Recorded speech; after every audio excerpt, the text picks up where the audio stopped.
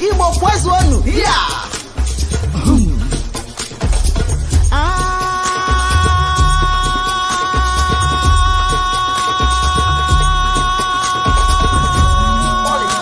Oko nyamini, nyamini. And that is what the Nigerian Koko nyamiri, nyamiri. Koko nyamiri, nyamiri. Ibole, Ibole. Ibobon, ndamamihe. Ibole, Ibole. Ibobon, ndamamihe. Ebulanyelu, ebulanyelu, ebulanyelu, ebulanyelu. Anamabara na ihe dị njọ ma na-emezi konye ofeke. Anamabara nụ n'ihe dị njọ ma na-emezi konye ofeke. Igbo bụ n'ụdị ike, ụmụ Igbo bụ n'ụdị ike, ụmụ Igbo bụ n'ụdị ike, ụmụ Igbo bụ n'ụdị ike. Koko nyamini, nyamini.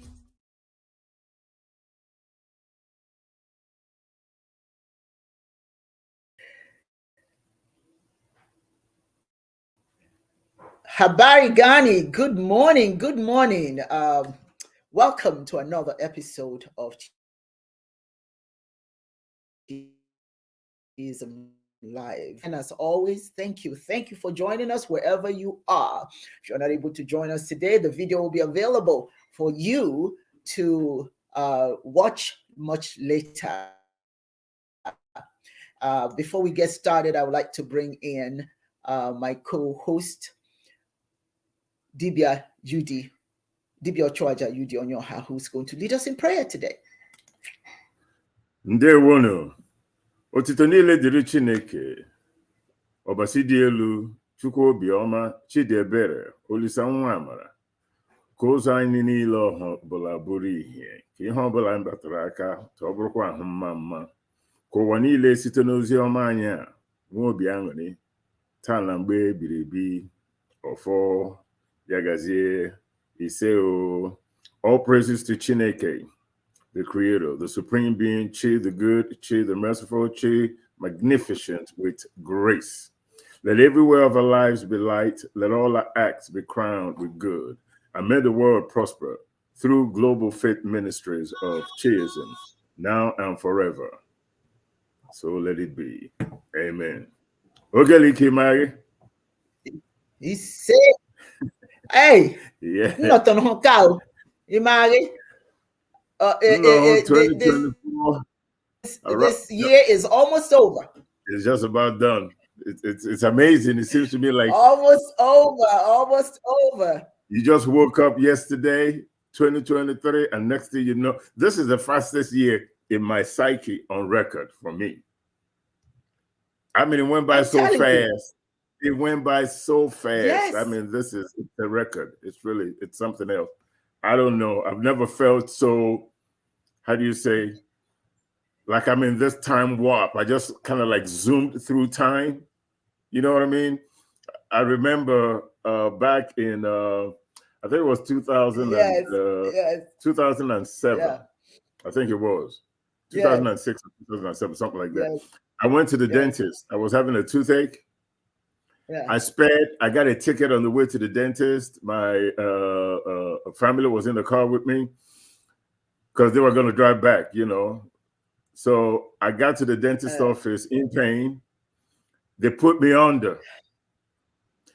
I woke up 4 hours later and can't remember what happened between when I got there and when I got to the house. That's how this year feels like to me.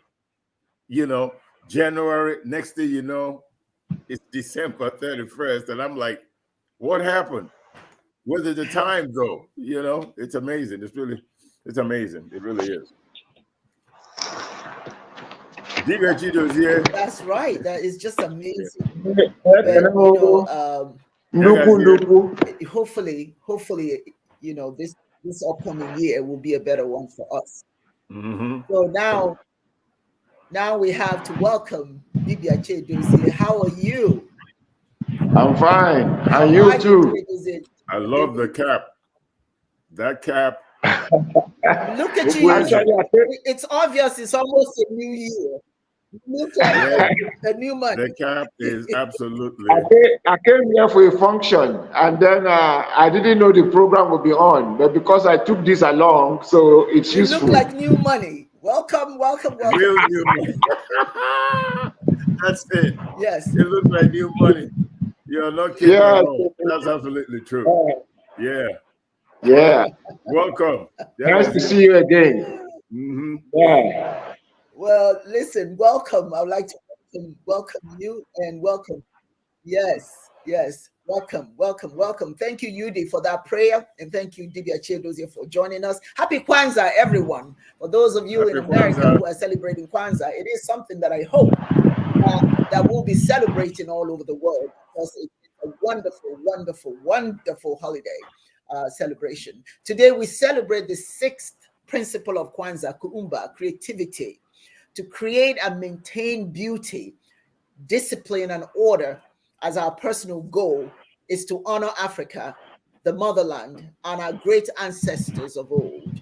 So bring nothing but your best to your community that will clean, strengthen, and beautify. And when it is passed on to our children, it shall be received by them with joyous heart and a grateful eye.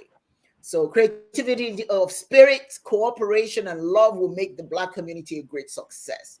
And to achieve this, we must promise to create and contribute our very best using our talents to uplift our communities and leave them in a better shape than we found it. I think the problem that we have is that we have not realized that we are the government, we are the sanitation department, we are all of those things that we want to see. Some of those things are within our capacity. It's always what is it you can contribute, not what is the government doing, what is somebody else doing, what are you doing, how do you contribute to this? That's very important. Mumba reminds us that all of us have the opportunity to add to the equation. As you can see, the backdrop is my Kwanzaa display, which I love dearly because it signifies family, which is very, very important.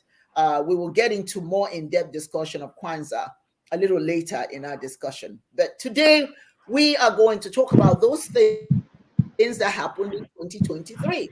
What are those things? What is your take on 2023? What did you experience? What were the good things? What were the bad things? What were the superb things? What, the ugly things? I mean, so much happened. I'm going to share my part, some of the things that I observed in 2023, and then I'll let my co-hosts share theirs. Okay. And of course, all of you, wherever you are, please join us and have a conversation. Tell us what you saw in 2023. The Gregorian calendar, of course. Let's celebrate the good ones and also talk about the difficult ones. And hopefully, we're not going to see the same thing in 2024. So, what are these problems I observed personally in 2023? First and foremost, climate change. Climate change continues to wreak devastation all over the world, and it just doesn't seem to be any hope in sight at the moment when you have leaders who don't understand the importance of doing something about climate change. You have in Africa, unfortunately, we talk about it, but we're not about it because you have devastation, floods that are happening in some of the communities, and not much is being done. And also, the earth is just literally just sweeping off underneath some areas. And there's nothing that I see that the government is doing. Is there something that they can do? Of course, if they choose. They may not solve everything, but they can start doing something. You have areas that are devastated by dry, by the closer to the desert. So, all that's doing is causing migration from those areas, particularly up north to other areas of Nigeria, causing congestion. Well, it's not just a Nigerian thing. This is a world thing. And when you look at the United States, there are lots and lots of people people crowding, trying to leave Mexico for whatever reason, and Honduras or wherever they're coming from, in search of greener pastures. So a lot of it has to do with climate change. So that's really one bad thing that I know that happened in 2023. Well, it didn't just start in 2023, but it just kind of just started getting worse. Now, the good news is, of course, that there are some countries that have come together to say, hey, if we want to live in this earth, we're going to have to do something. We're going to have to pass something on to these children that we are having, so I don't know, but that climate change was a bad thing as far as I'm concerned. The other thing that concerned me in 2023 was the election in Nigeria. Young people came out in droves to vote. They had their aspirations, their hopes, because of all the challenges they are facing. They thought by coming out to vote for their own candidate, the candidate that they believed that would help them, it went quite poorly. It was quite devastating. So there was, all that enthusiasm. I don't know if it's still there. I don't know if we can convince the young people to come back out and do what they need to do. Just because it didn't go your way doesn't mean you stop acting. But the outcome certainly was not what most of the voters wanted. And so, we kind of develop apathy. And so when you listen to some of them in 2023, they've got this apathy going, and they just don't want to do it anymore. I think you have to keep fighting. You don't give up. There's still a lot of struggling going on in Nigeria right now. And I read about it, I hear about it, and quite frankly, it's not even a matter of what you hear, you read about. You have family members who are their testimony will tell you that things are rough at home. Not just at home, all over the world. Look at what's going on with Israel and Gaza. That is such a big tragedy, such loss of life. 25,000 people have died thus far, and the killing has not stopped. And it's almost frightening to me that the world is sitting back and just watching this. Where does the Chineke fall into this, fall in? South Africa, God bless them, was the most recent African nation that has just called what's going on in the Gaza Strip a Holocaust. It is extermination of a people. And we just need to call it what it is. Now, what happened to the Israelis by Hamas, that's horrific as well. 1,400 people were killed. These are innocent lives. But now you're talking about over 8,000 children in the Gaza Strip. That's extermination. That's what's going on. So for me, I'm going to speak my mind. I don't think any nation, anybody has any excuse whatsoever. Do me, I do you, God no go vex. We understand that. But, you go after the criminals. You don't go after civilians and children. What do children have to do with this? But they're the ones paying the price. So that for me is an ugly part of 2023. Of course, COVID was another terrible thing as far as I'm concerned. I'm sure everybody will agree, killing millions nationwide. And of course, bad leadership did not help. When right here in the United States, when Donald Trump was president, many people lost their lives, obviously, because the action was not taken effectively and timely. Okay. Oh, the other thing I want to add, of course, in Nigeria is the value of Naira continues to drop and things are extremely expensive. So I hear all of that. So 2023 is rough. Then, of course, here in America, when you use America, the suppression and attacks on women's rights.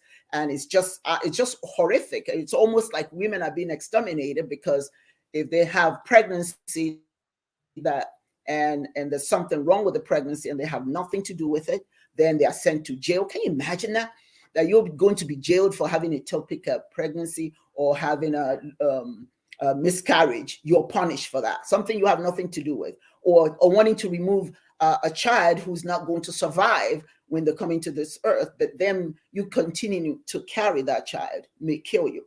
So these kinds of things are happening, and it's just absolutely disturbing, and it's still happening.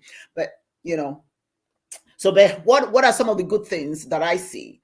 Okay, I am very proud of Black, not just Black, but young people all over the world. They have stopped being gullible. young people all over the world have begun to ask questions. They're using social media to communicate information of concern to them, and they are voting in large numbers. And the only way anything is going to change is that these young people continue to fight for what they believe in, because it's their world. If they don't fight for it, you can't expect people who are on their way out to sit back and fight for you. You're the one who still have longevity, so you've got to fight for what you believe in.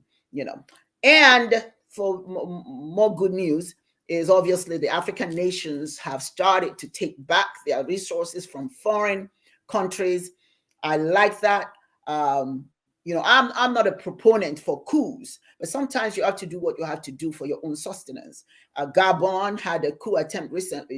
It didn't succeed, but Niger had a successful coup. And my understanding now is that, of course, Burkina Faso had theirs in 2022, but Niger is now rated the 4th largest economy because now they have control of their resources when they took it away from France. So that's really good news. And our very own Ukuna Charles, congratulations to him, graduated from an IT engineer in project management from Google. And so we're so excited that we put him in that position, and that he had the wherewithal to continue. He didn't quit. So that, congratulations to him. And of course, in 2023, we launched Chiism University, something that was well overdue. I'm excited about it. And so what does the future hold? Well, 2024 for me is going to be an incredible year. You see, what you believe, you can manifest into reality. Your Chiism University is going to become operational. We're going to have students who are going to learn about get African education from African precepts, and learn a little bit more about African spirituality, and use what they learn to help the communities. So in 2024, I am hoping that African people shall continue to ask questions and no longer be willing to accept nonsense, to define ourselves. And for me, the Kwanzaa principles is powerful. Chiism is powerful. And at some point, I'm going to talk a little bit more about some of the principles that will help us to, rebuild our tattered nations and give us some collective focus. So for me, those are what that's 2023. UD, what did you see in 2023? A lot. First of all, this is a month of Ekuroche, and can you hear me? Yeah, I can hear you. Can you hear me? Okay. Can you hear me? Go on, share. You can share now. No, I said, yeah, I can hear you. Go ahead and share your thoughts. Tell us the things. I mean, the bad things that you observe. A lot of bad things. In fact, it's so bad that it messes with your sense of hope. Again, I wanted to point out this is a month of Ekuroche, December the 31st, and we're going into January the 31st. January the 1st, which is also a month of Ekuroche. It's the 17 days of Ekuroche in our calendaring system, Igbo African calendar. So I just wanted to put that out there, that normally in Igbo African calendar, it anchors 2 Gregorian calendar months, right? Almost like your, your horoscope, that starts on the 20-something, ends on the 20-something of another month, of the 21st, and then you start over. So I just want to bring that up. Yeah, there's a lot of bad things. You pretty much covered all of it, so I'm just going to touch on what you covered already. I'm not trying to invent the wheel over here. First thing I want to touch on that you had mentioned is what's going on in Palestine. It's a tragedy, but then again, human history is wrought with tragedies. Nothing going on now that didn't go on 100 years ago, or less than 100 years ago. If you look at what happened in Germany with the Jews and the rest of the world, or what Stalin did to the Russians, where 50 million Russians were murdered during his reign. That's a lot. There's nothing going on in Gaza that is new. Genghis Khan slaughtered 10% of the human population and built an empire, or expanded his empire from Mongolia all the way to Gaul, northern England.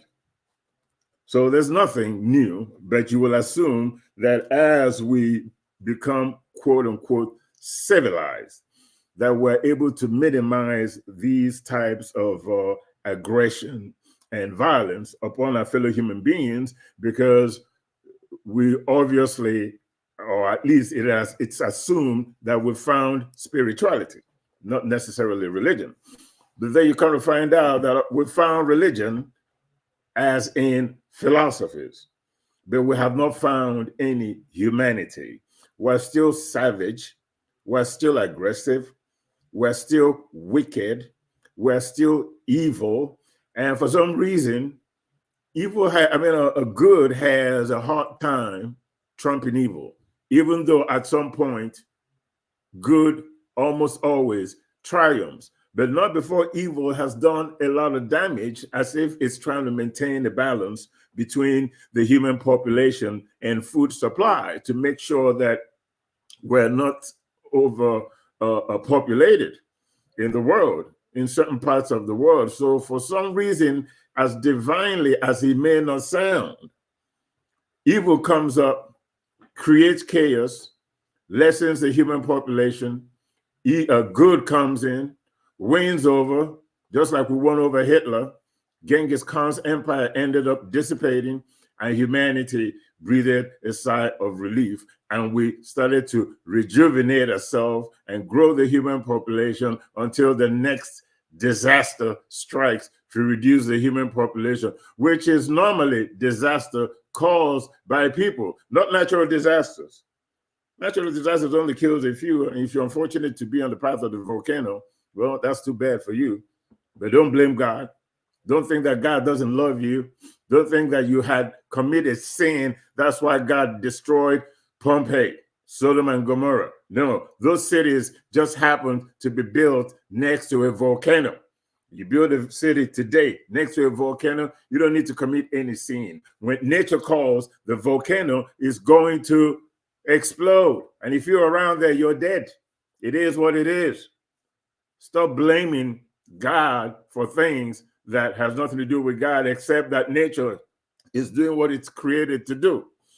What's going on in Palestine is one of the worst things that has happened in 2023. Let's not talk about the war in Ukraine, because it's the same aggression. Putin just suddenly decided, I need this territory. I want it for military and economic reasons. I need those resources over there. So I'm going to take over that territory, and I'm going to do whatever I need to do, kill whoever I need to kill to get my hands on those resources. It becomes a one man's goal as opposed to a national goal. Ukraine posed no threat to Russia. Russia still went in there because they could. None. But they're fighting it all the wise. Because Ukrainians were just not going to fold. They got friends, the United States, Europe, the West supports them with the ammunition. And let's not also forget that Ukraine itself is technologically advanced and have great military generals and tacticians. Now let's go back to Palestine and what's going on there. My father, Hank Okonjo, always said that you cannot hold the people at gunpoint that don't want to be held. The Palestinians have been held at gunpoint, and then through Hamas, good or bad, reacted to the apartheid regime that has been going on in Palestine by Israel. Let's just tell the truth now. Let's just tell the truth. There is nobody that I know in the world where you got your boots on somebody's throat and you expect them to just sit there like, what do you call it? The guy who was killed in the United States. You remember the guy who was killed in the United States when the policeman had the boots on his neck? His knees on the guy's neck. Okay, yeah, I know. Yeah, I can't remember the guy's name, but killed the guy. You just can't expect that, even in South Africa. you put your knees on the necks of the Zulus, the Black South Africans, and they protested. They died in, you know, so many, in huge numbers, but eventually their agitation to be free, to have their basic human rights not trampled on. That's right. You know what I'm saying? Won over, and they became independent. Most revolutions are based on the fact that the ruling class are oppressive, whether it's religion, whether it's political, it doesn't really matter. Now, in the same 2023 that we're about to exit, now let's go to Nigeria. Like you mentioned earlier on, the youths, the young folks, all were hoping that this is now their chance to get their country back and create institutions that will serve the people, only to find out that that was a pipe dream. But here's my take on that. As disappointed as they are, as disappointed as we are, as disappointed as Nigerians are, and even a whole lot of Africans in Africa disappointed in what happened in Nigeria.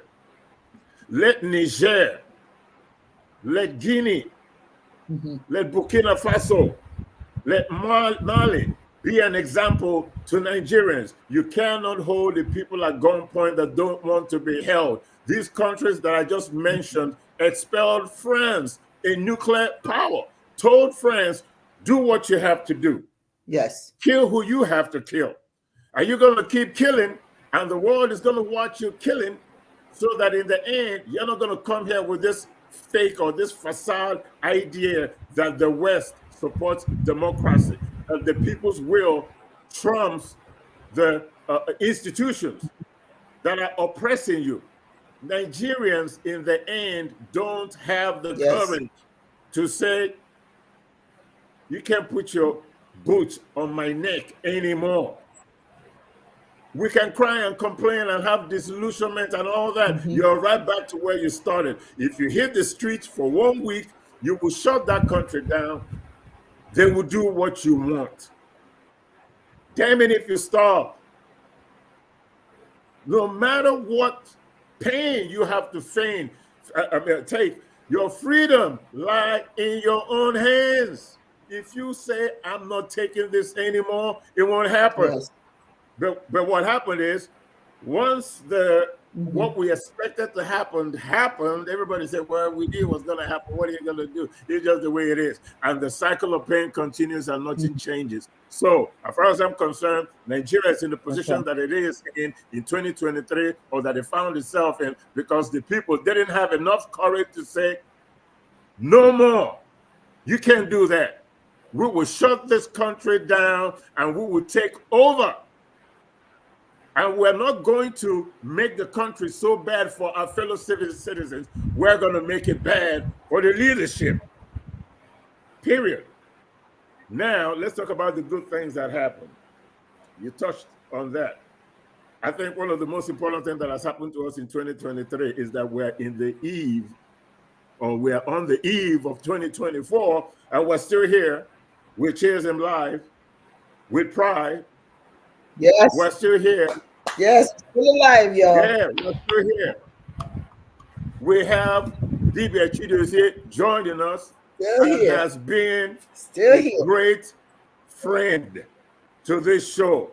He's part of our family, and we appreciate him for that. Yes, that's a blessing for Global Faith Ministries of Chiism. That's a blessing for Chiis University, and that's a blessing for ChiismLive. And I have to give Chineke the praise for having Chidozie join this family. I can't give you enough kudos for leading this charge, for being steadfast in your commitment to free people of African ancestry from this mental bondage that we found ourselves in. Kudos to you. More blessings to you. Let 2024 rival any blessings that you've ever had in your lifetime, except for your children.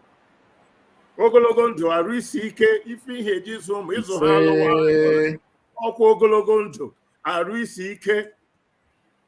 If he had and the continuation and the blessing on you and Omsi, so that you can continue to be a blessing to us all, to the rest of humanity. And as far as I'm concerned, in my own life, getting ready to face 2024, he said, I am privileged to be in your company. I am happy that after we've been talking about this thing, Ogele, for the past 14 years, we finally launched Chiism University, a brainchild of Ahai. Say it again. A brainchild of Ahai Keokeonyo. The Mbonoji of this world had this vision. The Kwame Nkrumahs has this vision. The Julius Nyerere had this vision. The Marcus Garvey's had this vision. And we in Global Faith Ministry are the first to create an institution, an African-centered institution on every level. You take, you crawl. You crawl before you walk. You crawl before you walk. Growing pains is part of our blessing, and we will crawl, and then we will stand upright, and then we'll start walking into 2024 for Chineke's greatest blessings. I am very blessed. 2024 is going to be even better. Chiism University, African Calendar, Chiism Live, these three endeavors will not only bless us, but bless all people of African ancestry, because our goal is to bring people of African ancestry under one common cultural focus in all areas of human endeavor. Yagazi. Yes, Mama. Yes. Thank you. Yes, Dibia Chedozie. What are the good, the bad, and the ugly of 2023 from your perspective? Oh, well, let me start by saying the ugly might be me, the good. By the way, I love your home. I love your home. It's beautiful. The good. Oh, yeah, and then, the good, let's say the good is, hold on. I'm just making a laughter. The good is Dibia Ochoaja, and the best is okay Dibia. I hope Dibia Ochoaja and Osimiri will forgive me. You are looking escalante. Mwah. Oh, yes. So 2024 is going to look like you. Yes, I accept that. So so jokes apart, I think I love the topic. This place I am because I came for a function here. I've been in the East since Thursday, and I came into Owerri just today, and I received your message. So I had to change my regalia to attend as if I was ready. Now, concerning the good, the bad, and the ugly, I don't see anything good about Nigeria in 2023. In fact, from 2015, all has been bad and ugly. In fact, the modern English accommodates baddest and ugliest. I think that's what we have, and we are going down the bottom. And if you go on our streets, like I came from Okigwe, all the way from Omonze through Obunka, through Isulo, through Isochi, down to Leru Mucheze, down to Okigwe down to Owerri. All I saw was corruption. Those who are supposed to be checking and ensure security were busy collecting money. The checkpoints have become banks, and you see policemen security forces, not just policemen, the security forces, armed forces, police forces, customs. They are collecting money and giving change right there on the spot. They are not doing anything about security. Wow. In my village was invaded by some hoodlums. We had to pay for security. We had to fuel the armor tanks. We had to pay for that. We had to fuel the armor tanks. We had to pay the superior.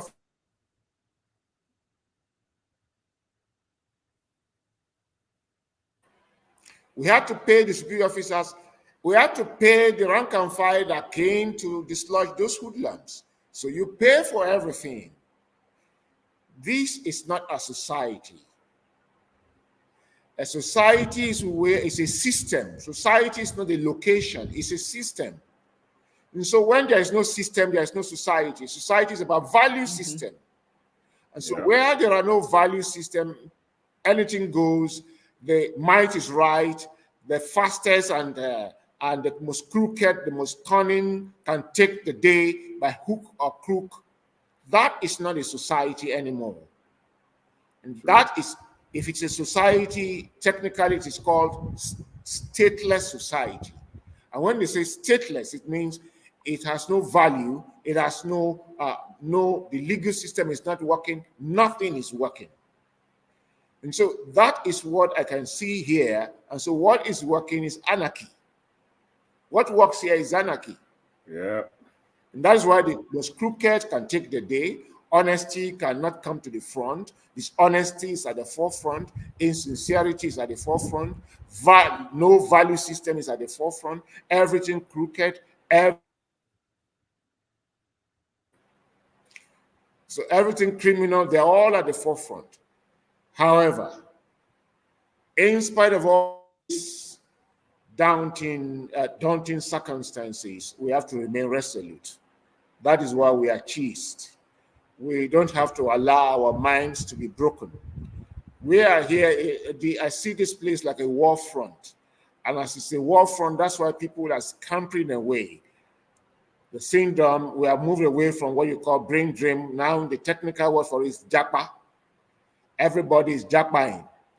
If you go to the embassies, people are in there trying to obtain their passports. People who cannot move abroad are moving to neighboring African countries. And those that cannot get passports just trek across the borders. And Nigerians are being exploited home and abroad. That is the situation at hand.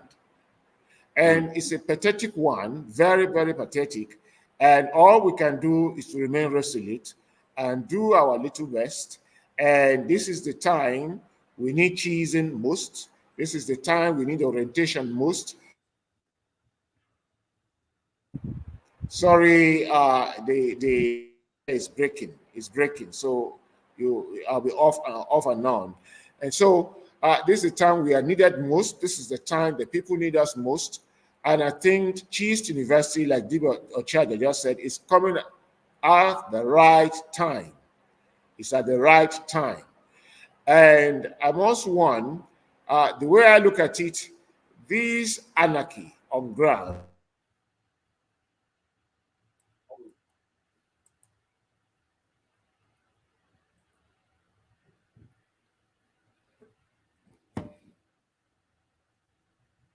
You're frozen. Yeah, he was telling us. He is frozen, isn't he? Yeah, he's frozen. We'll just keep talking. He will come back when he's able to. I just wanted to say something about so, this anarchy on ground, I've always said it. What is going to break the mighty giant of Africa is implosion.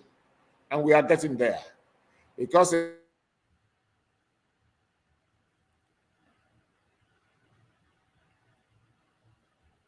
okay, you were saying in this part that I am, the southeast and the south is a hot spot.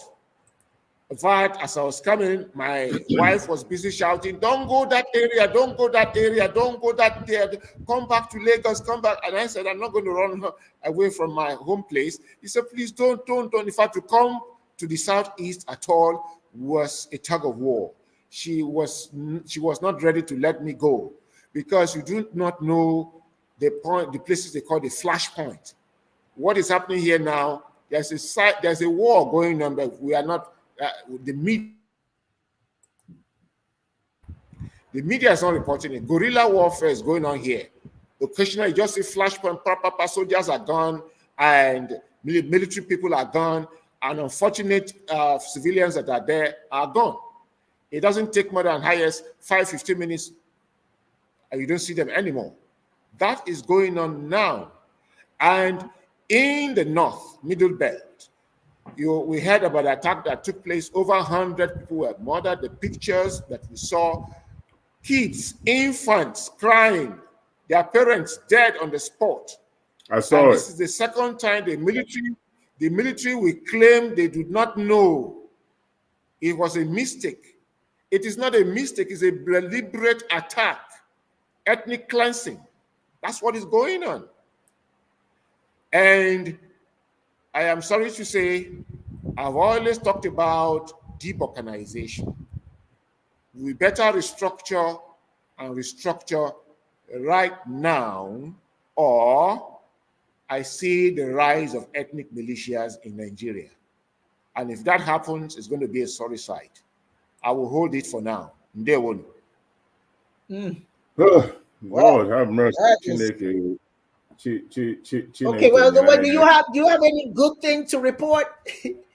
How about good? What good? Yeah, the good thing is that the good people are good and they remain resilient. In spite of the daunting circumstances, the good people are good. There are still honest people.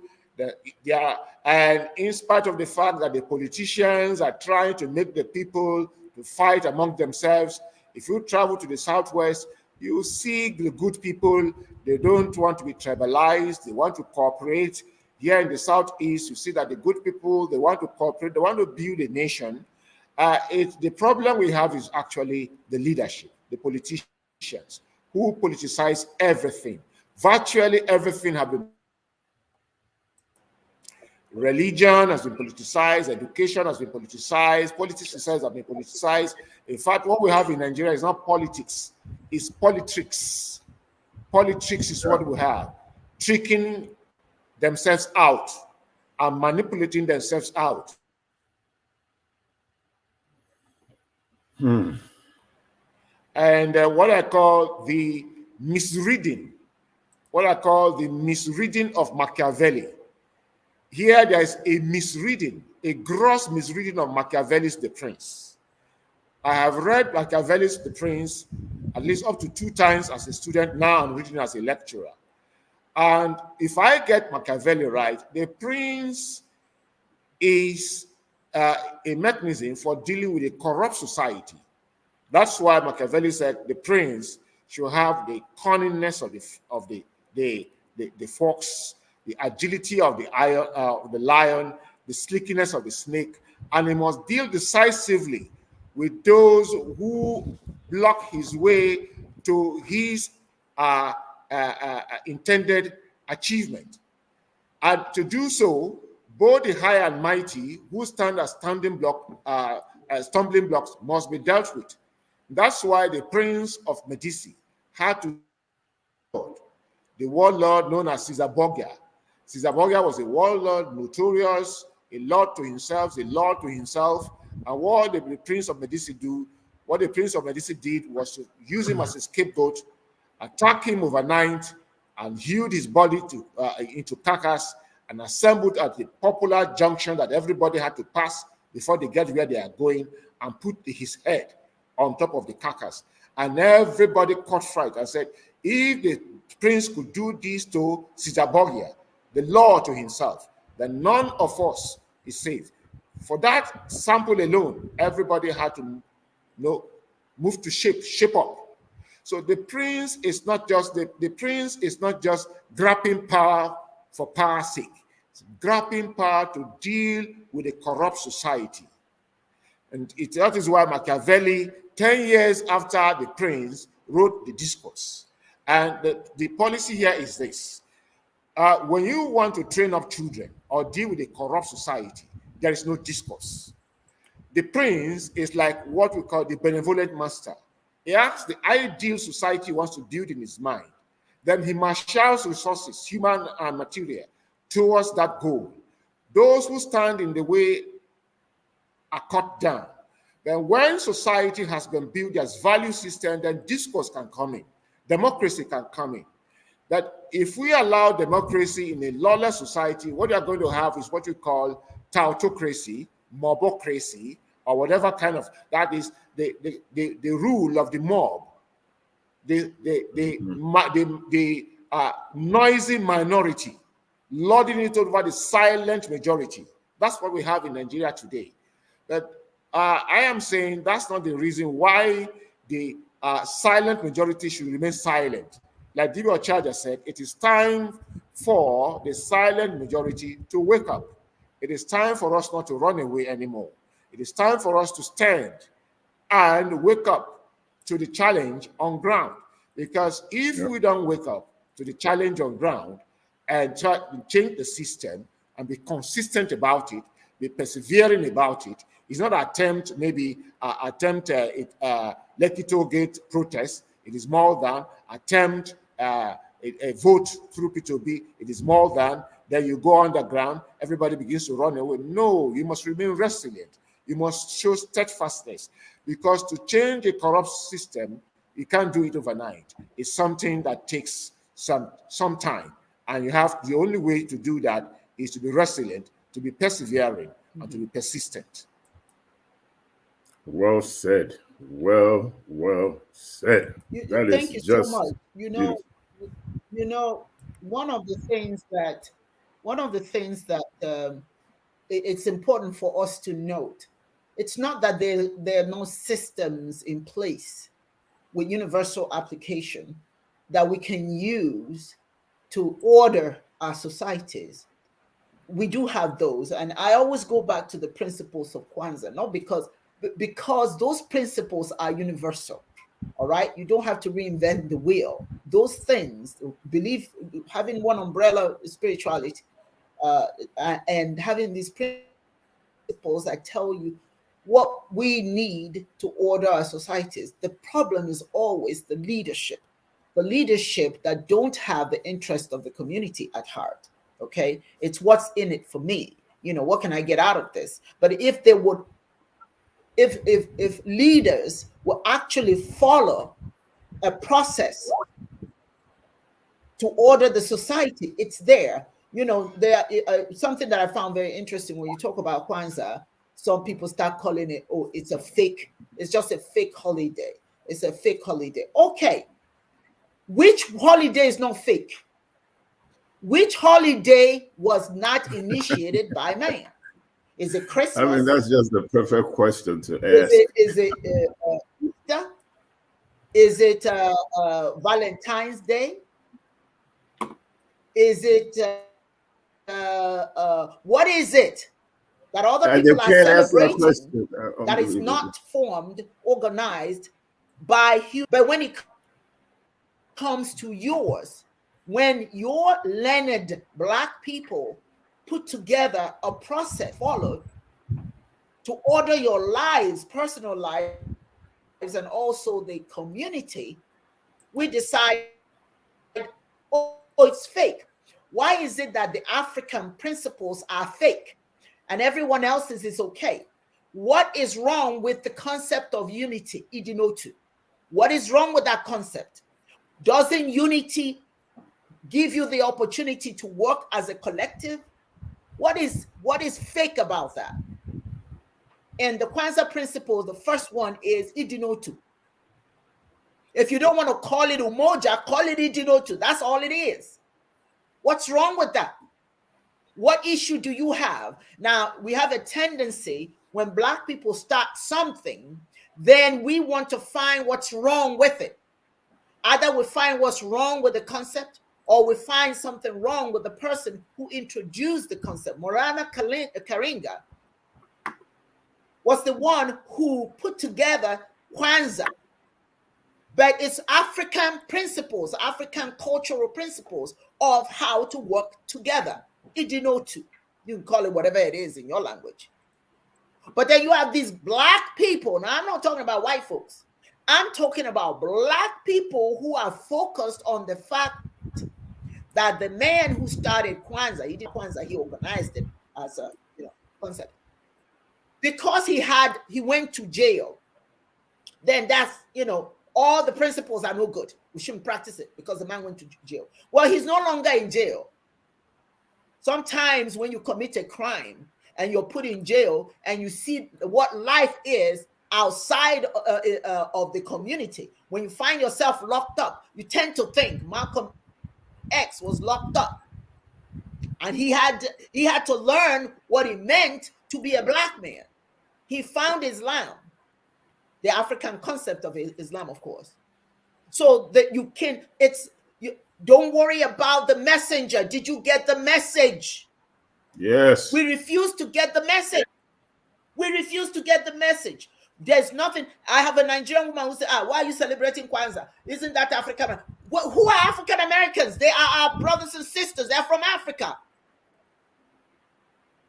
And if one of them comes up and reorganizes something that we don't want to have, we don't want to practice, yes, I'm all for that. Yes, I'm going to celebrate that. That makes more sense to me than all this nonsense that we are out here celebrating.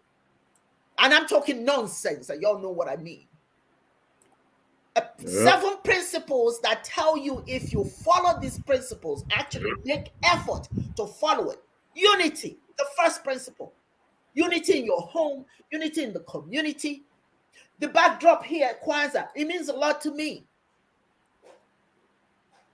I don't celebrate all these other things, but when it comes to Kwanzaa, I don't play because I love the principles and how those principles can help us organize ourselves. When you honor your ancestors, that's powerful stuff. When you honor your ancestors during the Kwanzaa, when you pour libations, because we're so good at honoring other people's ancestors. We don't know anything about ours. And some man told you to honor it because he went to jail for something he did wrong. And he paid the price for it, but he's out. He's walking around trying to tell you what's good for you. And you're focused not on the message, but the fact that he's been... Here in America, we have a man who's running this country that should be in jail. Yes, I said it. But y'all listening to him. I got Nigerian men and women who are so religious that they're willing to vote for a rapist. They're willing to vote for a man who has been convicted 91 times because God loves him.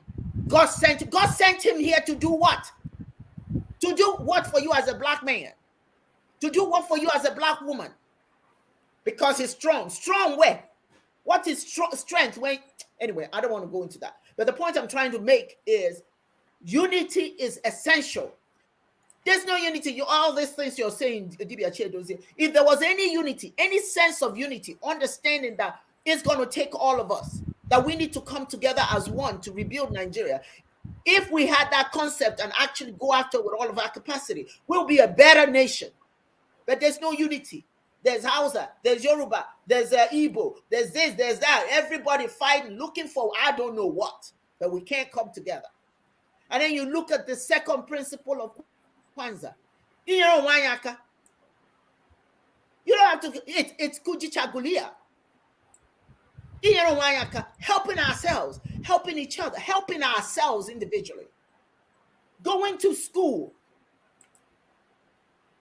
Learning what it takes, learning a trade, learning what it takes for you to be competitive. What is wrong with that as a concept?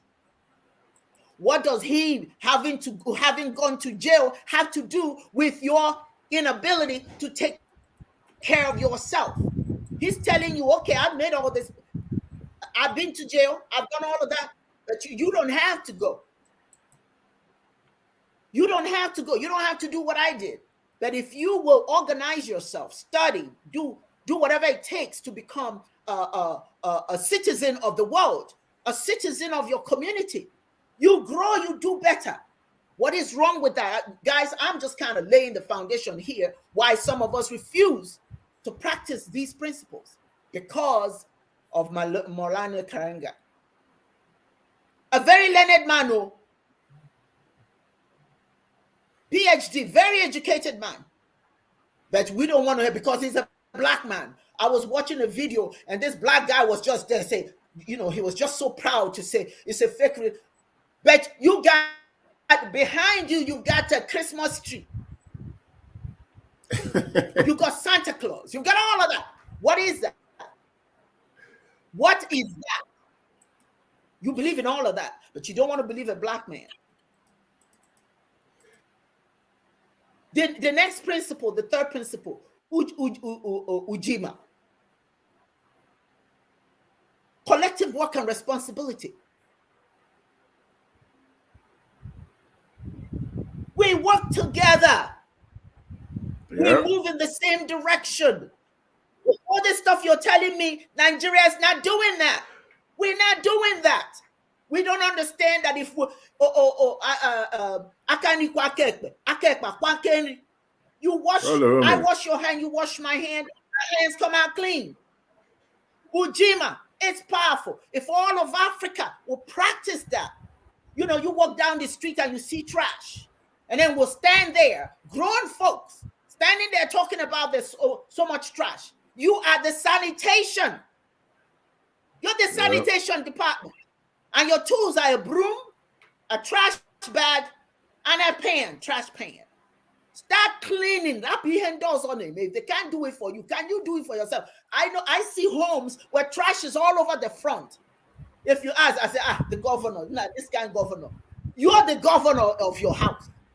Start with your house. Call the neighbors. Today we're going to clean. If you can't do it, don't expect anybody to do it. But no, Karenga went to jail, so we can't work together. What's that got to do with him? These are universal principles that's killing us, not just in Africa, here in America. Cooperative economics, that's the fourth principle. It means Israel. Yudi, Israel. Yeah. A dollar will not leave the Indian community. It will scream and yell before it will escape the Indian community. They will spend it in their own community. They will spend it on their own people before they will let it come out. But us, we can have a minority store down the street selling the same thing. Oh, but we got to go into the suburbs. We got to go to Macy's. We got to go to all the high-end stores. Heck, we have to wear it on our bodies. Versace. We have this. Huh? And the reason why our small businesses fail is because we don't support it. And Kwanzaa is saying, if we engage in cooperative economics, if you buy from me and I buy from you, we grow together. We make money together. We become rich together. But as long as you take your money elsewhere, someone else benefits, and they don't even come to live in your neighborhood. They wouldn't come to your store to shop. They will go to they support themselves. If you want to emulate people, emulate what they do, but do it in your own community. Now, somebody was saying, I don't recall who was saying that the wealthy people, they are not encouraged to spend their money or their wealth on the African American community and the African communities because they will lose sponsorship. Do you think you don't have enough black folks who are rich in here in this country? The kind of black people who have money, the stars and all of that? You wouldn't have ghetto. But they lose support when they invest in their community. Some of them just say, look, I don't care. I'm going to invest in my community. But they want you to use that money to buy their Versace, to buy their big Mercedes, their Rolls Royces, all of that material stuff that you don't get buried with. You don't create legacy with. But if your mindset is Ujama, our communities will grow. It's just a given. Then Nia, I'm just going through the principles and then I'll shut up and you guys can talk. Nia, What is important about Nia? Purpose. First of all, our purpose must be to be free. Not just free in terms of no chains in our hands. Free here. Free our minds from the dead woods and the cobwebs that are in there. We need to scrape it all out. Because if we're free, we can do more. But we're not free. But my brothers and sisters, we're not free. Come on, people. You think living in the suburbs makes you free? No. If you're driving your Maserati down the road and a cop sees you, you don't have to do anything. You are black. You are not expected to have that. So if your purpose is just to amass wealth, that's not going to give you any clout. That's not going to do anything for you. That's not going to do anything for you, because the minute that you have the audacity to go out there and show your shiny object, they're coming after you. They're going to stop you and embarrass you. And heck, somebody look at Bill Cosby's son. He didn't do anything. The cop just saw him, this young man driving this fancy car. They shot him dead in the road. He didn't do anything to deserve death. So if you can build up your community, you're willing to live in your community. Your purpose must be to be able to be free. And freedom comes with having an environment that belongs to you, that you can live in and feel comfortable living in it. What Dibia Dozier has said, very honestly, the reason Nigeria is the way it is, because that concept, the purpose, the freedom to build up and live comfortably, that is not what we're about. We will go to Germany to get, when we're sick, we will go to Germany and spend money in Germany. I mean, spend Nigeria's money in Germany, but it is too much to build one good hospital so that these leaders don't have to use our money, because let's make it clear. They're not using their money to go to these countries. They're using Nigeria's money. Stolen money to go and fix themselves in France, in the US, and everywhere else. But who gets that money? And then the people are dying at home. So they don't have the mindset that there's no purpose to leadership. There's no purpose. Me, myself, and I, and my family. That's it. If the purpose was for the people to do well, to be in an environment that's conducive for healthy living, then all these things that they're taking out of the country, they'll fix it. Kuumba, today we're celebrating Kuumba. Because if all this stuff I'm telling you, you tell me what's wrong with one of them. When I'm done talking, tell me what's wrong with anything I've said here. You did the same thing. Tell me what's wrong with it.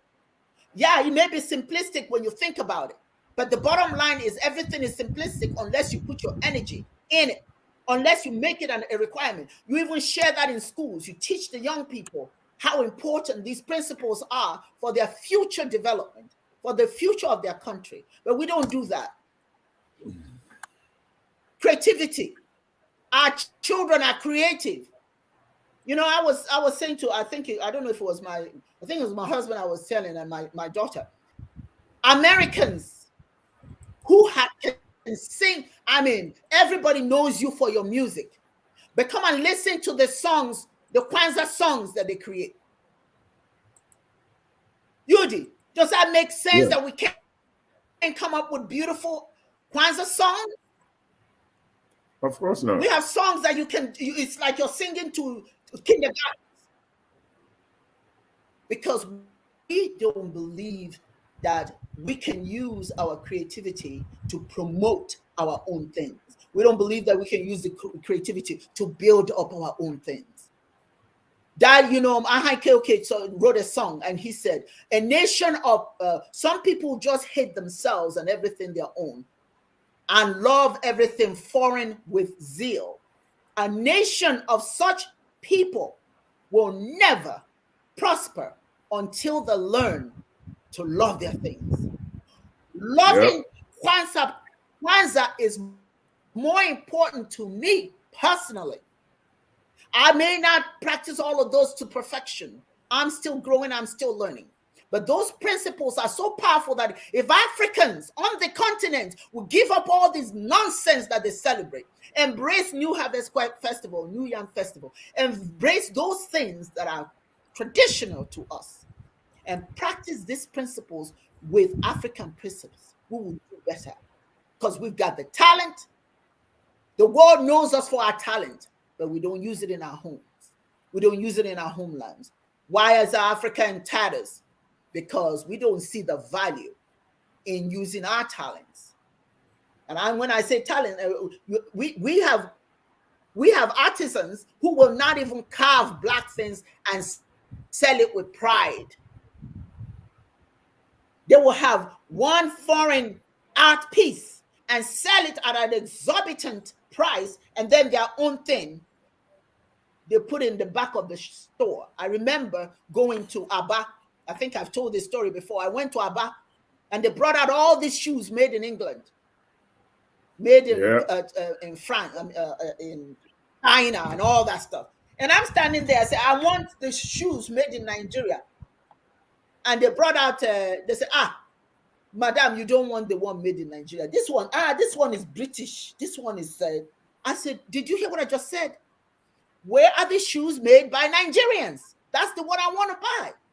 Aha, they're laughing. Oh, they're laughing at me because I want things made by Nigerians. Finally, I said, well, you guys can keep your British stuff. I'll go somewhere else. That's when they went in the back, as God is my witness. They went in the back and brought out things made in Africa. The front of the store are all foreign made things. We've got the capacity to promote our things and teach our children to promote those things and love those things, but we don't do it. Last but not least, the last day of Kwanzaa is faith. Now think about this part of Kwanzaa. Faith in what? Faith in our teachers, faith in our parents, faith in our elders, faith in our culture, and faith in our God. But I think it defeats the purpose of faith when you preach faith in this, faith, and then you end it in the name of Jesus. You just failed. I'm not saying, those who believe in Jesus, that's that's fine. But as an African, after you call the ancestors, after you do all of that, then you name it. Then you end it with a contrived concept. That's where you have problems. We have to have faith in ourselves and faith in the fact that we've got the capacity to become competitive in the world. That's what Kwanzaa means to me. And I'm happy to celebrate it. I celebrated the first day UD was here. UD, we had so much fun, didn't we? The food was off the chain too. The food is off the chain. The camaraderie, friends. But to me, it means a lot. There were some individuals here who had never celebrated Kwanzaa. So to them, it was like, really? Is this really what Kwanzaa is about? It's togetherness, coming together, honoring ourselves, honoring our ancestors, and making it a bigger thing. Making it a bigger thing, embracing it for the community. In the community. Right now, Didi Acho, they say you guys don't celebrate Kwanzaa in Nigeria.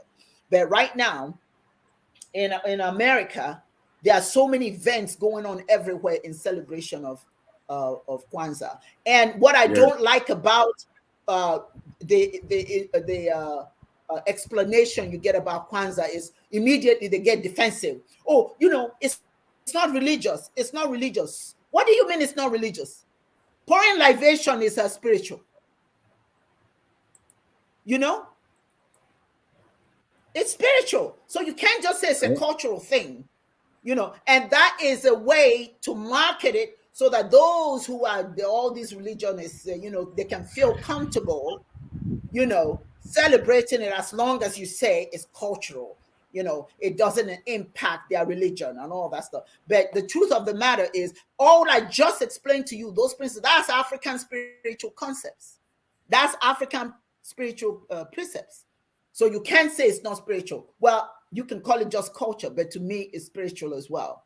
So, I just wanted to share that with you. And Yudi, your thoughts? You said a mouthful. Chidozie said a mouthful, and when I was listening, yeah. Can you hear me?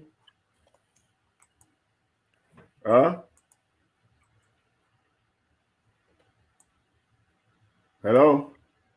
Oh my God, what the hell happened here? Your thoughts. What are your thoughts? Oh, okay. I'm going. Can't you hear me? Can you hear me? We can hear you. We can hear you. Oh, okay. Lord have mercy. I'm like, I'm trying to say something. All right. What I see, what I hear from you and Dibia Chidos here, okay, Dibia, is what I feel. Sorrow. I feel tears. I see the tears when you're talking of how far the mighty has fallen. How far we, as people of African ancestry, in the homeland, African Americans, Jamaica, Britain, China, wherever you find Black folks, how far we have fallen from grace.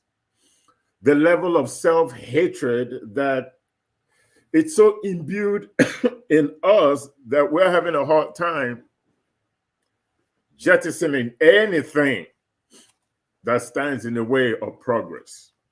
We have almost gotten to the point where we accept mediocrity. We have accepted that position of mediocrity that we are not deserving of greatness. In all areas of human endeavor, look at our educational system in Africa. Forget about Africa, for example, for a second.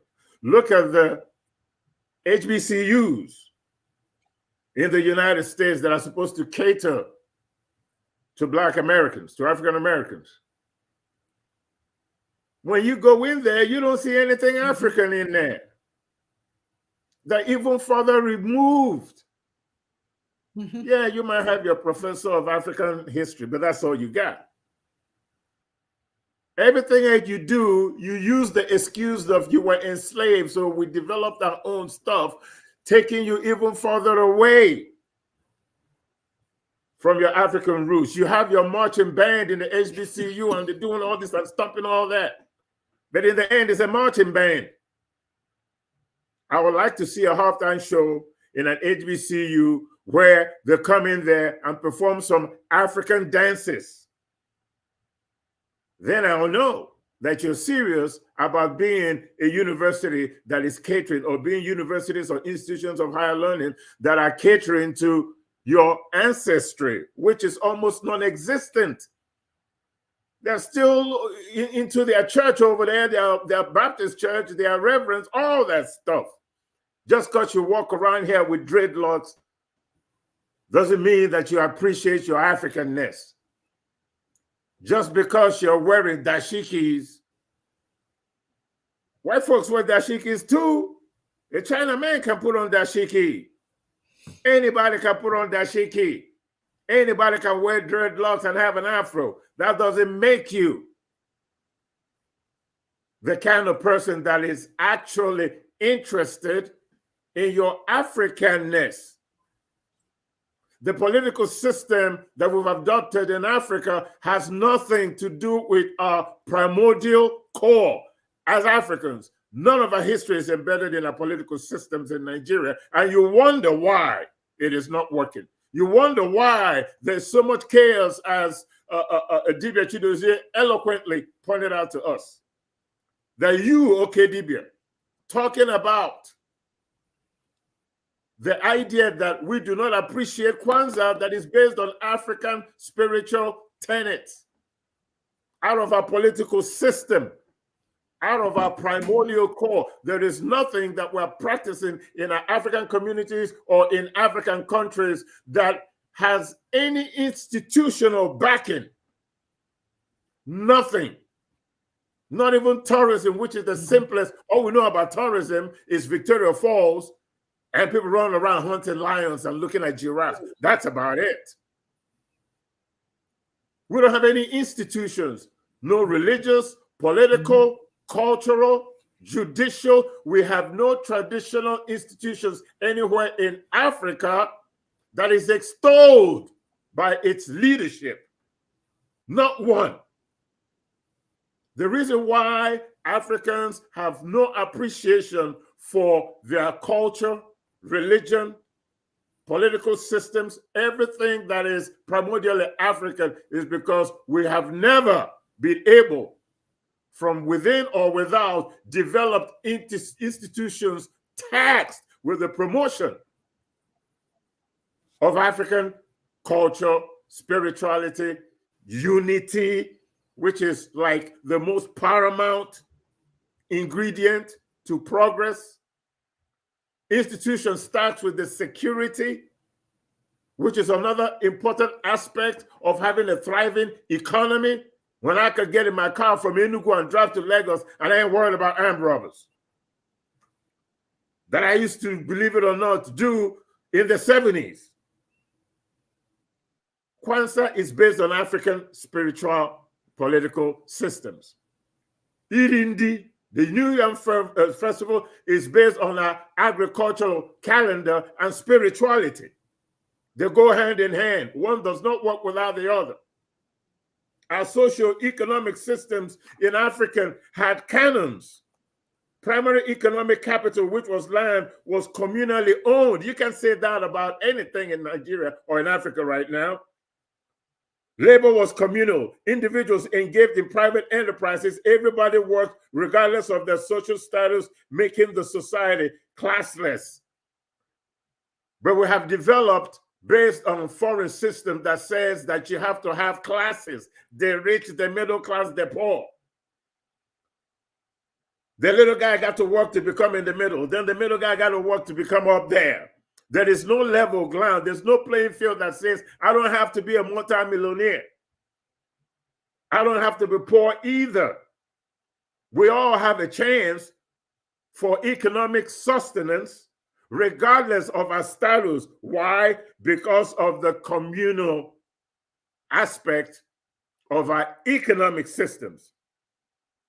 Unlike capitalism, every individual engaged in private enterprises, hunters, builders, we had all that stuff, native doctors, medicine, in all areas of human endeavors, construction, engineering, sciences. These are all enterprises that people involved in. So there was nothing to borrow from the American system or the European system of doing business. We had all that. We just needed to synthesize it for the 21st century, so that we could move along with the rest of the world. The British monarchy still exists, but they have a parliamentary system that is democratic. It's moved on with the world along with American capitalism. All of them are fused into one another. You have the American democratic system with the president, the Senate, the judiciary, which is the Supreme Court, and the House of Representatives. And in London, you have the monarchy, you have the prime minister, you have the House of Lords, you have the House of Commons, so on and so forth. They're all democracies. Democracy does not mean that you have to borrow other systems of democracy and negate yours and ignore yours that is ingrained in your history, your spirituality, your culture, that sustained our ancestors before colonization or enslavement crept in. We just got rid of all that. And we adopted all those things that have contributed to our demise today. And we think we're smart because we have PhDs. We think we're smart because we got money in the bank. We think we're smart because of this or because of that. But in the end, we're all living in the swamp. And those that cannot live in the swamp anymore run. Some of the best minds in Africa are not in Africa anymore. They've run away because of, as Dibia Chidozie aptly noted, there is no leadership to harness African talents. We have people there that create electric wheelchairs. We have Innocent Motors that is manufacturing cars, airplane parts, aeronautic engineering. We have it all. But we're developing other lands and not developing Africa because we don't have the leadership that emphasizes coming back home and helping develop Africa. Okay, Dibia mentioned in her rant here today about the idea that we have this inability to develop our own. Even in Nigeria, on the local level, we will run to Lagos.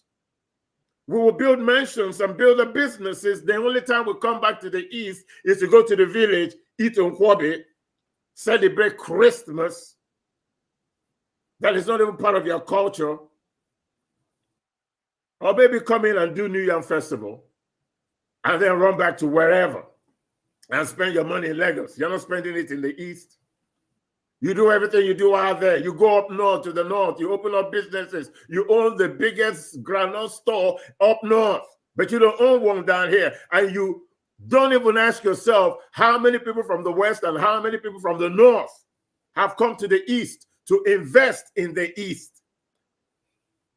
How many Hausa people or Fulanese have businesses in Umuahia, in Abia State, in Imo State, in Anambra State, in Enugu State, or in Port Harcourt, River State, or Akwa Ibom?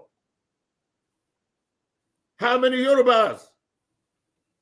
We are in South Africa. We got all this. We are in Kenya. We're in Ghana. We're everywhere but where we need to be. Same thing here in the United States.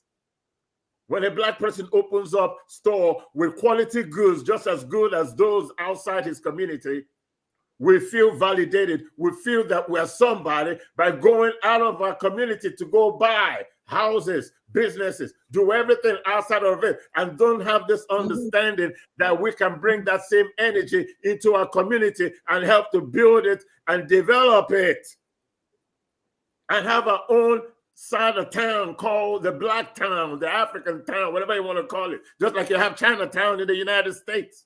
Go to Michigan, you have Iranian town over there, full of Iranians, Arabs, their own doctors, their own lawyers, their architects, their engineers, their own banks. Religion-wise over here, people may not know. Do you know that they have Christian banks? If you want to buy a building to open up a church, you can go over there. As a black person, the only deal is this with the bank is that you must preach the gospel the way they want you to preach it. And one of them is that Jesus Christ is white. And I'm not lying to you. Go and research, go check it out. We can have banks. This is true. This is true. What you're saying is true. Yes, it's true. You can have banks that promote cultural African institutions if you have the right leadership. If I want to create a tourist instrument, an economic instrument using our culture, our religion, tourism, I should be able to go into an institution of lending institution that caters to that kind of entrepreneurship. Buddhists have monks, they have these Buddhist temples everywhere. They have financial institutions that sponsor those things to help to elevate their spirituality, their culture, not just for today, but for the next generation that comes after us. We are lacking in so many areas of human endeavor, judiciary, politics. We are lacking in the right psyche. We are lacking in courage. We always expect that somebody will come from somewhere. Yudi, isn't this? Listen, Yudi, yeah. Isn't this the point of Kwanzaa? Isn't it that you've got something set up already? You don't have to look. You don't have to look. It's right there. You just can't have this. Have to look. It's got what it takes already. Stockholm syndrome of looking down on yourself and things that are yours, validating your worth by standards that are not of your own choosing. This is what we're mired in right now, where we consider everything that is outside of us superior.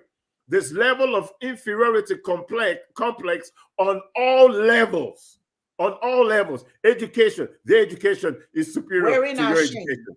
Their science is superior to your science. Their architecture is superior to your science. You make money, you build a big mansion. You don't want that mansion to have any semblance of African historical architecture infused into it, because it doesn't have enough gold for you inside. You see Africans sometimes. I look at some African houses and I see the furniture. You would think it just came out of the the Buckingham Palace. You would think you came out of Buckingham Palace when you're looking at their furniture. All of them looking like the Queen of England's living room. And I'm going, I don't see myself in this thing. I don't see myself in anything. They've been convinced. Exactly. So I feel the pain, the sorrow.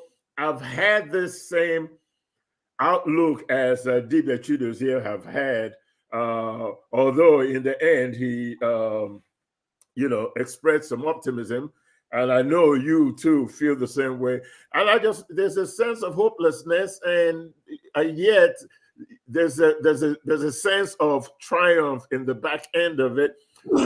Only because I know that between us three and a few other people that are there in their own way that feel the way we do and are determined to contribute to the solution as best they can before we all expire. That's really where my optimism comes in, from a personal, standpoint, that we are part of this negotiation. We are part of this fight for prominence. And as long as we as individuals in our own way contribute to this emancipation of the African mind, so that we have a little more pride in what we contributed to civilized behavior, and have a good understanding that without our ancestors, if we don't revere, respect, and love our ancestry, it is a fool's journey to love somebody else's ancestors. Thank you. Thank you. He said, before I go to Dibia Chedozie, Yudi, I just wanted to share very quickly an argument I saw Black people having. During this argument, all the quotations, all the points of contention came from the Bible. This is Nigeria saying, where discussions with the elders and all that stuff is supposed to happen. But what we had was one argument after the other, what the Bible said.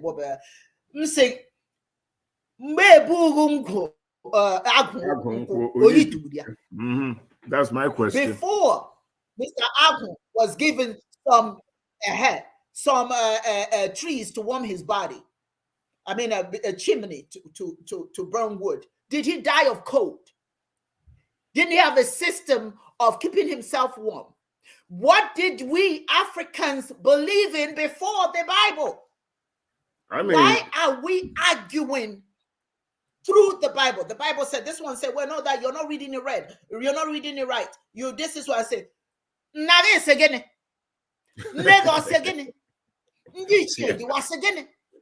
Why are we arguing? Here we are in the middle of it was heated, and everything was coming from the Bible. They could not even quote one Black book. They couldn't quote anything from a Black mind. Everything was all the verses. But the Bible said this. God said this. God, how you know all of that? What did your ancestors say about this? Did you even read that much? Do you guys even read about your people? Do you even investigate your people? Do you research what your ancestors did? Or you've been convinced your ancestors were voodoo, whatever it is you want to call them? They have not an ounce of information, intelligence that you can tap into. As a matter of fact, when your money pocket, know yourself. If you know who you are, you know where you're going.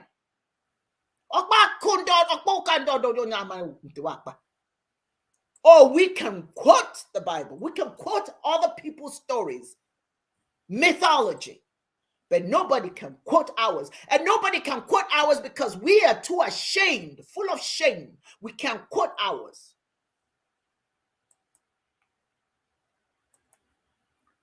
The day that we start having an argument and said, our ancestors said this, or our ancestors said that, that's when we stop being mental slaves to others. When we can proudly quote what our own ancestors said. I'm proud to quote my dad.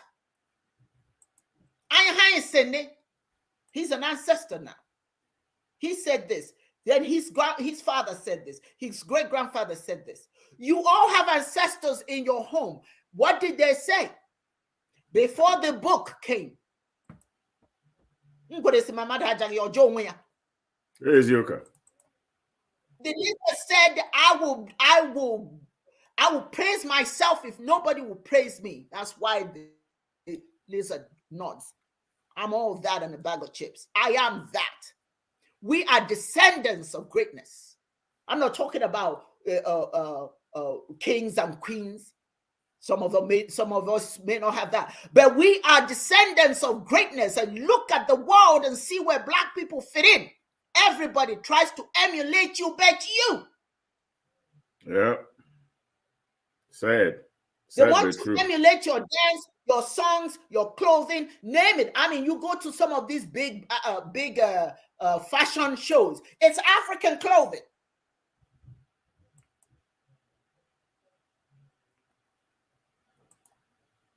You understand what I'm saying? So it is time for 2024, and I'll go to Dibia Children. 2024 requires us to stop being mental slaves. Stop looking to others to solve our problems. Ask yourself, what am I expected to do in this situation? And do it not from the perspective of what the Europeans told you, but from the perspective of what you have researched about how your people handled problems. Chidozie, over to you. Okay, I just had to unmute myself. I just remembered I had to mute myself. Well said, okay. Dibia Ochaja. Kalfani Kwame Anun, Akachi Ukuna, Ugochukwu, Akamibro. We all on the Chiism program, we have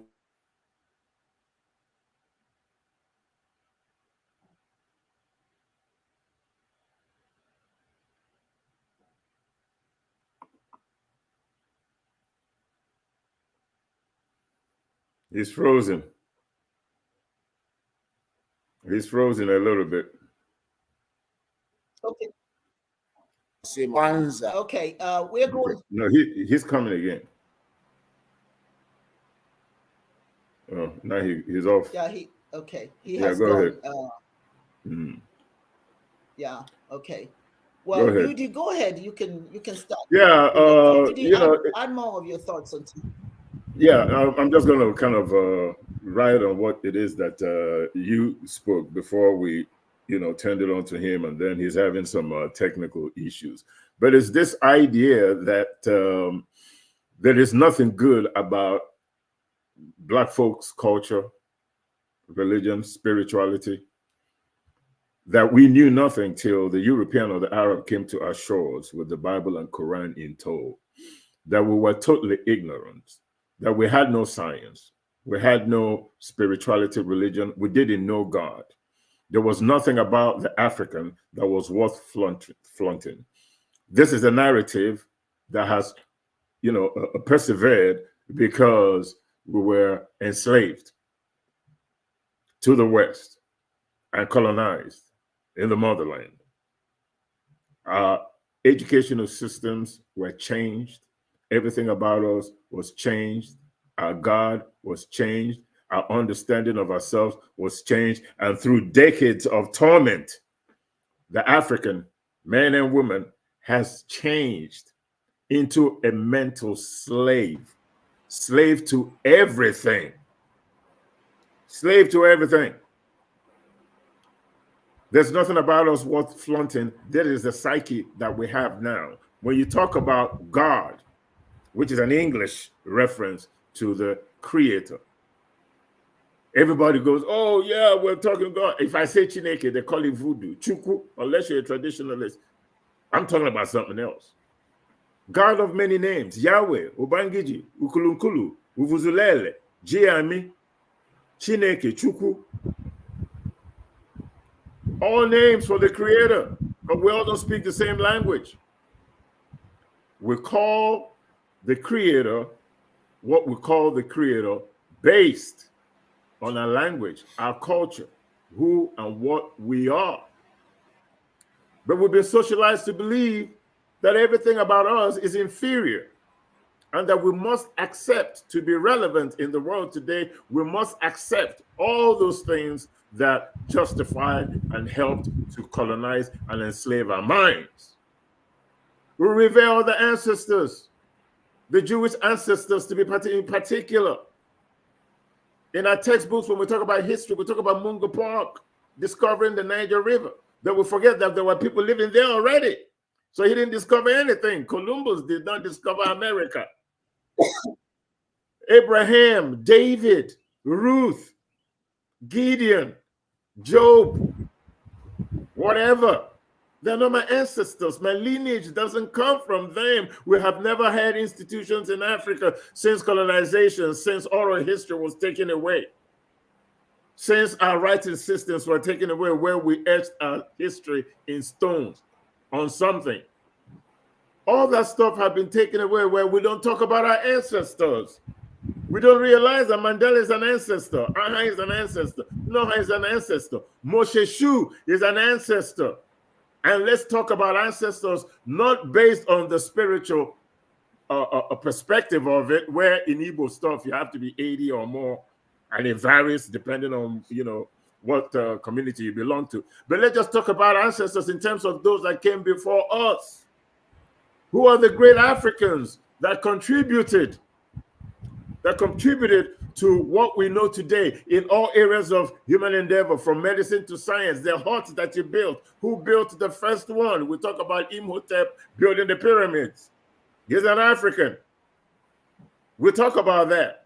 But let's talk about sub-Saharan Africa. How many ancestors? Let's let Chido's here. Dibia. I was just trying to keep... is back, and he's having go ahead. He's having trouble with his so why we still have him? Go ahead. That wasn't actually trouble. I am using my hotspot, so I forgot to put the phone on do not disturb, so that when a call comes, it won't cut off the. Okay. It will block out the call. So it was a call from my son that actually cut the thing off. I'm sorry for that. So like I was saying, Aka Chineke, Okuna Ugochukwu, Kalfani, Kwame Anu, Akami Bro, Dibia Ochoaja, and Oke Dibia. We have all said a mouthful. And we on Chiism program understand what Kwanzaa is all about. But I am sorry to say that for those Africans who may be into culture, perhaps I may even grant that they are into deeper sense of culture than us, but without ideology of culture, will not understand Kwanzaa. And those who are totally alienated will not have time to listen to Kwanzaa. And so what Kwanzaa, all that Okedibia said about Kwanzaa in those 4 simple principles has addressed the totality of the contemporary African problem. Our problem is that we have lost our foundations. And because we have lost our foundation, which is our being, we've also, our roots are threatened. You mentioned KOK, he always refers to ancestor that. He will refer to traditional local knowledge as points of reference. That's because he grew up in that culture. the education system was largely traditional. You find that with the first generation of scholars, which you are very close to,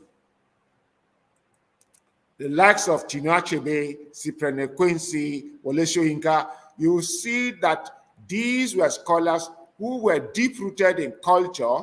Ayikweama, the writer of The Beautiful Ones Are Not Yet Born, those writers of the African Writers series, and those philosophers like S.B. Oluwole, Mbiti, and so on and so forth, William Abraham, Kwame Gechi, Kwesi Wiredu, C.S. Momo, and a host of them.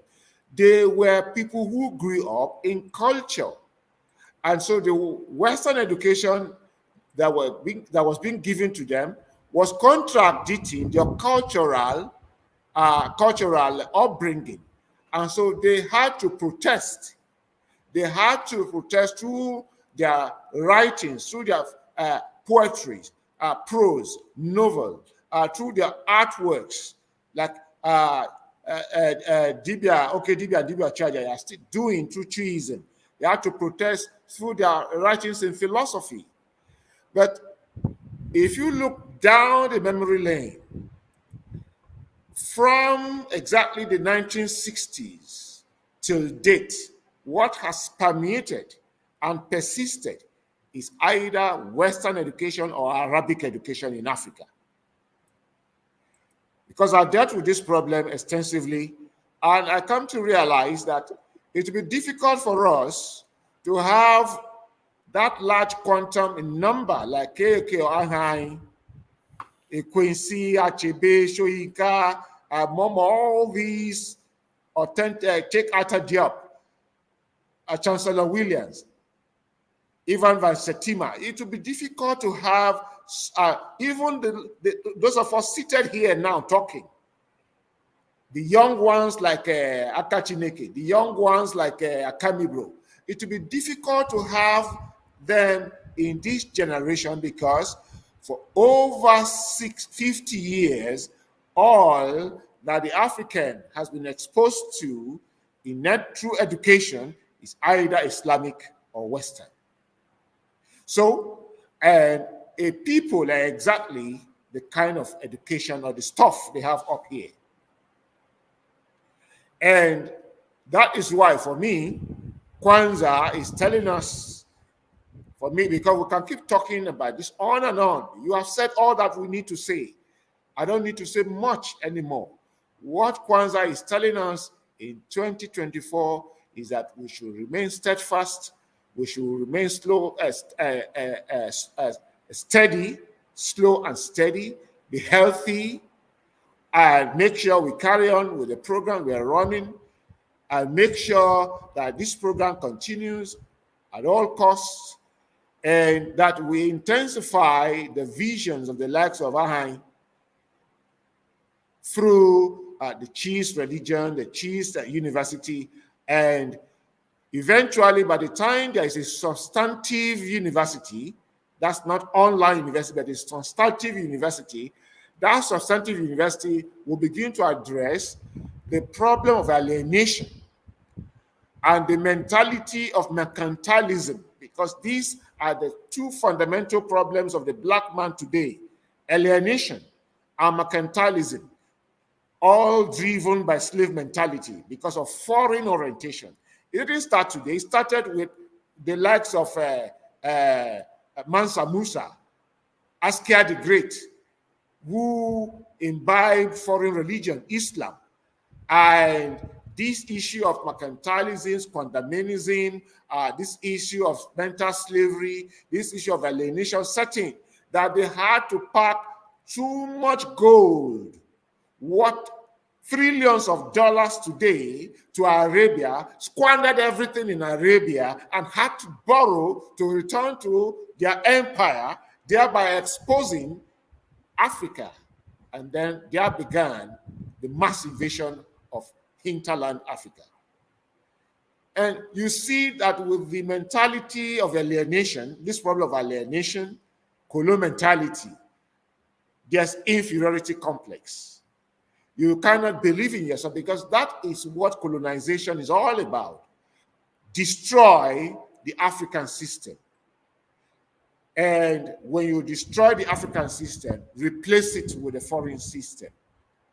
Yeah. And the foundation of that is to ensure that at the eve of independence, give Africans bogus kind of society they call the new state. Nigeria, Ghana, Cameroon, Cote d'Ivoire, Niger. All these are colonial created states. They are not states that we created ourselves. State is a social contract. We didn't discuss it. And so what you did not build yourself, you find it difficult living in it. So for me, the states we are living in, Nigeria, we are like small fishes in the ocean. A fish adapts to the water of its size. So we find ourselves suddenly bigger in bigger waters that we did not arrange all by ourselves. We didn't. We find ourselves in bigger clothing, in bigger outfits, coats that we didn't design all by ourselves. When I look at Nigeria, I look at Lagos, I look at Abuja. 10 years ago, 15 years ago, Abuja was ranked one of the best organized city. And if you go to Abuja today, you see rot is setting in. Lagos is already rotten. And I ask why? Because the mind did not build it. So you can't maintain what you did not project. Build it. Before you can build, you have to project. Before the physical building can come on ground, you have to think. I knew when I was a sub-dean, the J.P. Clark building, besides the Arts Faculty of Arts building, before that physical building was put on ground, we spent 2 years talking about the design, how to design it, the fund. We debated the structure, and we said the ground on which the structure is to stand will not carry a two-story building, the expanse, so it has to be narrowed up, and so it has to make a 3-story building. The soil texture has to be tested. If it is laterite enough, a geologist was called in from UNILAG, who tested and certified that it was over 1,000 feet laterite down the ground, no stone, nothing. And so before we decided which kind of foundation would be done, that took 2 years. But the actual building took 6 months. So before you build, you project. If you are projected, you projected it from your being. Because you projected it from your being, you already see the faults in the building. So when others are celebrated as a building, you are thinking of how to re-ensure that building, the faults in it. But because we didn't go through this mill, we just buy. And the thing is there, we are put into structure, into system that we didn't bargain for, we didn't grow into it. So we are struggling to survive in it.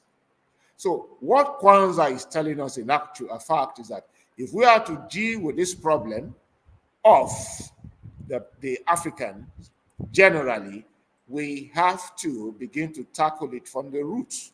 That's exactly what we are doing. And we can't start building from the roof. We must start building from the ground. And I keep insisting, when I listen to this Samaro Machel of Mozambique, who said for the new Africa to grow, Malawi, is it Mozambique or Malawi, the old Africa must die. Yep. Which is the old Africa? The old Africa of the ethnic group, where the culture lies. It must die for the new fabricated Africa that is colonial to survive. So he says, it's just like me coming to Nigeria, say, for us to build Nigeria, no Igbo, no Yoruba, no Jukun, no Ibibio, no Efik, no Oron, no Kalabari, no Chief. There's just Nigeria. You will never succeed in building an African society that way. Like I told them in Ghana, when you talk about cultural essentialism, take the essentials from the traditional Africa to build the new Ghana. I said, what you are doing is that you are bailing out water from the deep well into a desert. And the desert will end up swallowing the water. And by the time you go back to the traditional well, there'll be no more water. I told them, the repeaters warned in the poem, lest we should become the last. The old way we have departed from, we have been dislodged from. The new way we don't understand. So we are hung between the deep blue sea and the blue sky. And so, like the writer of Vertical, I think Bariga Diop, if we shout till tomorrow and we don't go back to the basics, then we are not addressing any problem. And so those things that they tell us are detribalized Nigeria, detribalized Ghanaian, detribalized that. Well, when I look at Europe, there's no detribalized German, there's no detribalized French, there's no detribalized Spanish, there's no detribalized Belgian, there is no detribalized Portuguese, there's no detribalized Norway, Norwich. They are all anchored on their ethnicity. Now, because they are anchored on their ethnicity, they have all built their culture to a level where they are at par. And that's why EU can work. Because every culture is at par. That is not the case in Africa. That's why ECOWAS cannot work. That's why AU that and then we try to build AU using artificial intelligence, new technology, emerging technology, made by whom? And so until Kwanzaa is telling us, go back to the foundation. When you have lost your way or an elder falls to the ground, what the elder does is to look backwards. But when the little child falls to the ground, the little child looks forward. We must ask ourselves, where did he get it wrong? And once we identify, we should never be afraid to go back to, if you say it's necromancy, we must never be afraid of necromancy. I knew what I suffered when I said I was going back to what, quote and unquote, is called necromancy. I was going back to Dibia to get initiated. For the knowledge of who I am is not in the university. It's not in any of the schools. It's in our traditional schools. Dibia, Ikenga, Dibia Ketensi, Dibia Opozo, Dibia Omenka, and all that. The traditional institutions. We must go back to those places. Until we go back to those places, we will now recover our Antala. We will not recover our Dinala. We will not recover our Omenala. All we have now we celebrate is the cap, the shirt, the food, and Aro Coco, Bogus house. I'm part of that, guilty of part of the Bogus house. If you go to the village and see what I left there, it's a Bogus house, and nobody's staying there. And then we have this philosophy, Akurula. You see, so the fundamental thing is that we have to go back and address the main thing that colonization destroyed. Colonization destroyed the mind. By destroying the mind, it dislodged the traditional institutions to the background and denigrated them and gave them evil names. It is left for us, Kwanzaa is telling us, we must go back and promote those traditional institutions. Every African, you must go back and start from your own culture, from your own traditional institutions, like Europe has done and like Asia has done before our own very eye. It behoves on every African to build up your own traditional institution within your culture to the zenith, so that when we all build it, we will understand what we are saying. Because when you have built, then the next thing is that you must have to extend. We have not even addressed the fundamental problems. So extending becomes difficult. Because like for now, we are like orphans. And all we are doing is look backwards, instead of looking forward. We are all looking for our roots. We want to celebrate Iriji in United States. We travel all the way from Nigeria to go and do Iriji in United States, in Germany. We say we are exporting our culture, but it is down here. Our children abroad can speak our local languages. The ones here can't speak. My sister told me the other day, and myself and my wife were ashamed that the children, that my own children, her own children, my own children are far older than, my own children only speak smart Igbo. when you speak to them, but her own children, they speak smooth Igbo. Because there's a challenge of racism. And they have to speak to the children in the local language the white man does not understand. So all these problems, Kwanzaa is telling us in those 4 principles, all the problems that we are It's facing. 7 principles. Yeah. 7, okay, 7 principles. 7 principles. Yeah. Yes. All those 7 principles, Kwanzaa is telling us, go back and start from the foundation. The foundation has been dislodged. Yes. Discover it. Recover that foundation.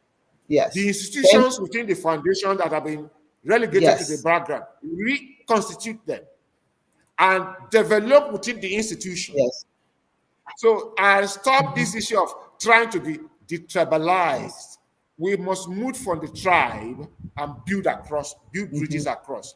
We cannot move from outside the tribe. Yes. I'm sorry to say they call their own ethnicity and call our own tribe.